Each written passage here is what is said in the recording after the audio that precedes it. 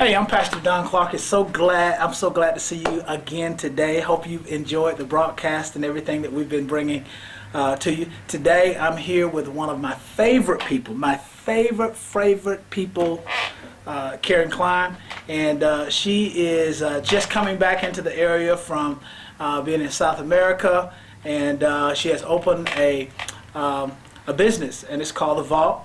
And she actually encompassed two of my favorite groups of people. I love teachers, and I love missionaries. And I love teachers so much that I went and married one.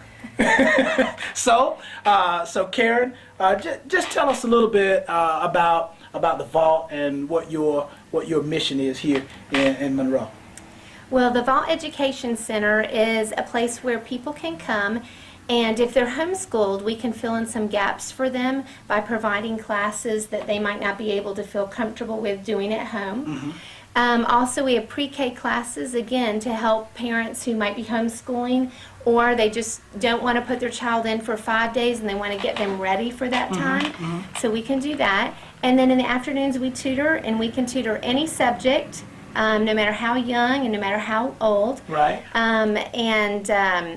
My youngest actually is 3 years old that I'm tutoring, and I have a 56-year-old gentleman that I'm tutoring one-on-one. Wow. And then in the evenings, we provide adult education. I have a Spanish class that meets twice a week, mm-hmm. and we have a computer class coming up here in this month. We also do classes for GED, folks who want to get their GED. And then English as a second language. So anyone who does not already speak English or doesn't feel comfortable with the language, I'm certified to be able to do that. And then on Saturdays, we have SAT, ACT prep class. And on Monday nights, we have a book club, which has been a wonderful time of fellowship. Wow. That's awesome to me, because for you to be doing those types of things and for you to offer this to the community, first of all, I recognize that you are providing a service for the community that would actually help supplement what education is already going on. Absolutely. And it actually provides a resource for the community that if your child is doing okay, that just him being here in this kind of atmosphere would allow him to begin to excel where his education is concerned. Absolutely. And for many kids, that is the thing that they actually need to kind of push them over. Yeah. Where for many years they might have been kind of in an environment where they couldn't learn, or where they couldn't grasp some things, that in this environment that they would be able to do that, and you're actually offering that type of service. Can you tell me, just briefly, tell us where you're located at? Well, we're at 202 South Madison Avenue here in downtown Monroe, right across from the post office, in between Athens First and the post office. And now let me ask you this: would you say that you've kind of, now I know that you serve the Lord, and I know that you are a Christian, but would you say that you've pretty much given your life to the call of educating people? Absolutely. I mean, long before I knew about that calling, yeah, God was already putting things in place for me. Uh-huh. And so it's interesting to look back and see that I got my master's degree in education years ago, but I was at the time in law enforcement, and I thought that maybe I would use it to help teach in the prison system, teach people to be able to get their GEDs while they were in prison. Uh-huh. But what it's turned out to be is that I've transitioned from that law enforcement officer, and the last 2 years of that I was the DARE officer in the schools, which gave me the forum to be in a school, to now be doing education. And after 13 years of a variety of places, I've taught in public school, private school, Christian school, and then in the foreign mission field. And I wanted to ask this, and please don't don't be put out with me for asking you this. But it's interesting to me, and I know that you feel like that this is a call that God has called you to. But why would you, other than that, why would you give your life to teach people? Well, education is very important. When I was in law enforcement as a probation officer, a lot of my probationers would say, if I had just stayed in school, things would be different for me. And so when I got my master's degree, I did my thesis on the correlation between the dropout rate and the crime rate. Right. And that's when I began to see, that God has given me certain gifts that I could impact people's lives and help them break out of the cycle that they could be in. Right. Because really, other than parents, a teacher is the most important influence that a child will ever Very have. much so. Yes. And you're saying that outside, the number one most important thing that you could do is to give your life to the Lord. Absolutely. And I'm not trying to be preacher or anything, but you and I come from, that is the thing that we're going to put out first. But you're saying that the second most important thing that you could do to actually change the life of an individual is to have them thoroughly educated. Absolutely. Wow. There's no doubt. Amazing. That is amazing to me. And let me tell you why it's amazing to me. It's amazing to me because of what I have seen, where the importance of school is put in the lives of some people. Right. For some, they don't embrace it in the manner that I believe that they should. And to us, it's the second most important thing that you can do. And I wanted you to talk just a little bit, because I mentioned briefly that you served in South America as a missionary, and I want you to just kind of briefly share with us the way that the correlation between, and I guess that's the right word, between the way that Americans respond to education and the way that people in other countries respond to education. Well, now in this culture, coming back into it, I've learned a lot, and I can see from a different perspective having lived somewhere else. And what has happened is in America, we've become very comfortable with our leisure time and with our downtime, and we love that, and we love sports, and none of those things are bad things in and of themselves, but unfortunately they've taken the priority above education many times. Right. The home environment is not situated such that it's conducive to the success of education. Right. And so what I like to do is I like to coach parents in sharing with them that, look, make your home environment such that your child feels secure in the fact that education is a priority. Because in other so what you're countries- talking about creating a culture Right. within your home. Absolutely. It's got to start in the A culture home. of learning. Got to start at home. Now see, I don't need to stick a pin right there in that, because my neighbor told me, and this was something that was unfamiliar to me. I actually desired to be educated later on in life. And my neighbor told me that in her house that she didn't know that there was a break between high school and college. She just thought that you just go all the way through to college, and once you got through with college, you were finished with school. So she didn't. The culture of her home was of such that, listen, we go all the way through. There's no question about it, no discussion about it. This is just what we do. And then creating the environment that will come to fruition. You can wish a lot of things, Right. but if parents aren't providing the environment where the child can thrive, Right.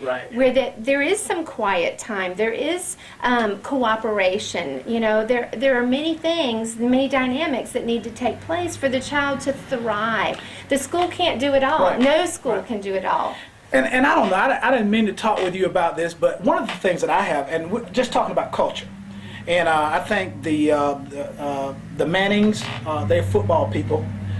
They have the daddy that was a football player. The son was a professional football player, and Both sons.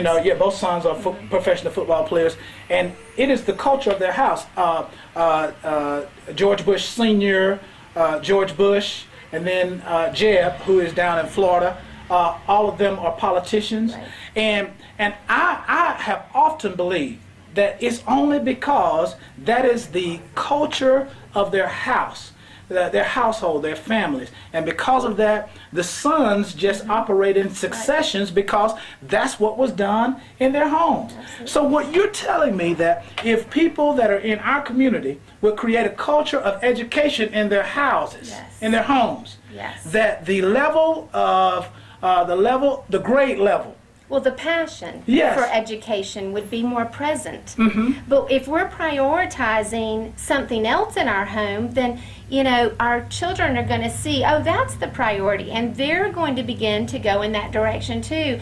I can't say you should read if my child never sees me reading. Right, exactly. So, And you know, your child will do what you do. absolutely. You know, and even a lot of times, even though your child may not see what it is that you're doing, eventually they will a lot of times repeat what it is that you're doing. And I noticed this when I was going to school. One of the questions they would ask when you're filling out information to get a student loan is, did your parents graduate from college? Okay. And they want to know that because they know that if your parents graduated from college, there is a high probability Right. that you'll graduate also. Right. And you said about other cultures. There are people in other countries who would give their right arm to have the educational opportunities that we have here. I mean, anytime as a missionary that I would say, okay, I'll be willing to teach you English or teach whatever, they just come in droves, wanting more, wanting more. And we have it here, yet we take so much for granted. Wow. So, and I think one of the things that has been a little bit frustrating for me is that for our area, these things some in some areas they're free. There are so many resources in our community that people can actually change their lives. And I think one of the problems is the fact that they want the gratification, that they want the success, that they want the results today. But this is not the kind of thing that will just give you the results right now. Absolutely. It's a journey. Right. I mean, even as a teacher after 13 years, I'm still a learner. And that's the way it has to be. I mean, it's something that's a process. It's a journey. And though we want that at the end, we have to understand, and what a wonderful thing to instill into your child that, look, the reward is, it's not the destination, it's the journey. It's all that you learn along the way. Right. And then to be in cooperation with our child in that, I mean, it's such a huge blessing to see the light bulb come on in the mind of a child. I mean, it's one of my favorite things. I tell my students that my favorite letter in the alphabet is the letter O. And it's because when I'm teaching something, inevitably a student will go, oh. Right. And so I tell, that's my favorite letter because, it's such a joy to be a part of that. Yes. And here, we're able to do it in a more intimate setting with just one or a small group of kids because many kids don't learn well in a large setting. And so we can give them the individualized attention that they may need. And I have a passion for learning and for teaching, and so I like to give that and help the child realize that they can love learning also. Well, it's interesting to me, and I don't want to jump subjects or anything like that, but it has been interesting to me, and I don't know, I heard this some time ago about when a student actually enrolls in college. Maybe he wants to be a lawyer or a doctor. When he enrolls, he is not a lawyer or a doctor when he enrolls in school. Absolutely. But it's because of what they put in him while he is there that they begin to sow information into him so that on the other end of the 4 years or the 6 years or the 8 years, that he can become what it is that they're sowing into him. Absolutely. And the thing that is interesting to me is that a lot of times we have desires to be great things. And if we desire to be that, then we ought to also be willing to sow into our lives the things that it's going to take actually for us to become that. Absolutely. So what I'm hearing here and what I kind of understand education to be, it is a mold by which you can become in life whatever it is that you're desiring to be. Right. And for that reason, it is one of the principal things that could change your life. Absolutely. Wow, I am so excited about it. That is an exciting thing. Yeah. Exciting. Listen, you got final words? Let's just say this. I want to. What if there was somebody at home and they were thinking, you know what? I want to change my life today. Well, I think the biggest thing, and what I love working with people one-on-one, I'm thinking of one gentleman in particular that I'm working with, is that I can share with him a lot of academics. But the other thing is that, I can tell him, I believe in you, because I truly do believe that anyone can do what they set out to do. Right. And so in sharing that with him and watching his confidence level increase, and with every topic that we're learning, he's learning life along with it. It's not just learning math, he's not just learning English, but he's learning that I can do this. And with someone's help, someone can come alongside of me and believe in me. And I don't want anybody to walk out of this place without a sense of there's hope. Wow. If I can't do it, I'm going to share hope with is an them. expectancy Absolutely. of something better. Absolutely. It's not, well, I'm hoping and I'm praying. Maybe it'll happen, maybe it won't happen. Hope is an expectancy that tomorrow Right. is going to be a better day for me. And as a teacher, I provide them with the tools So that tomorrow can be. that will be a better day. Awesome. This is one of the reasons that I love educators. I love teachers, because information, I believe, actually changes the lives of people. And if you're at home today and you're thinking, what is it that I can do to get my life changed or turned around? I got to tell you that no matter what level of education it is that you're at, we all still, I'm a learner. I'm a lifelong learner, and a long time ago I committed myself to making sure that I was a lifelong learner. And if you are at home and you're thinking, well, what can I do to change my life?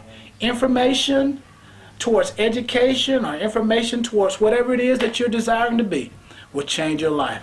And the Lord will change your life also. But listen, you are not without hope. Your life can still change, even in the place that you're at right now. And I want to let you know that we are on your side. Absolutely. The Lord is on your side, and great things are still possible. Listen, if you are looking for a place to eat this Friday night at Rivers of Mercy, we have dinner every Friday night. And we want to make sure that you know that you are invited. We want to let you know thank you for joining us today. Karen, thank you for being with us today. I really, really appreciate that. And I believe that the people were blessed just because you were here today. Wow. Thank you. Join us again soon, okay?